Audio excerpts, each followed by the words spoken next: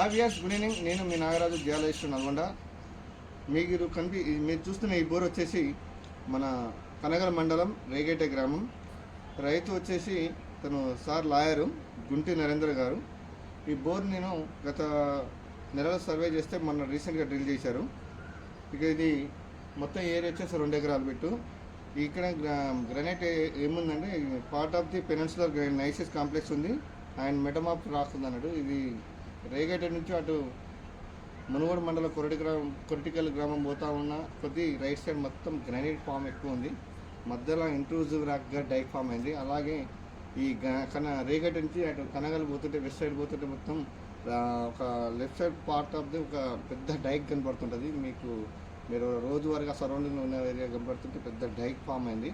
So ఇది ఇక్కడ ఈ బోర్ వచ్చేసి కనగల్ రేగేట నుంచి నర్సింగ్పట్ల వే రూట్లో కరెక్ట్గా రేగేట నుంచి రైట్ సైడ్ ఒక 200 మీటర్స్ తర్వాత ఇట్లా రైట్ సైడ్లో మన గుంటి నరేందర్ గారి యొక్క సార్ లాయరు ల్యాండ్ కనపడుతుంది. ఇప్పుడు ప్రజెంట్ దాన్ని మోటార్ ఇంకా ఇన్స్టాల్ చేయలేదు, జస్ట్ డ్రిల్లింగ్ మాత్రం జరిగింది.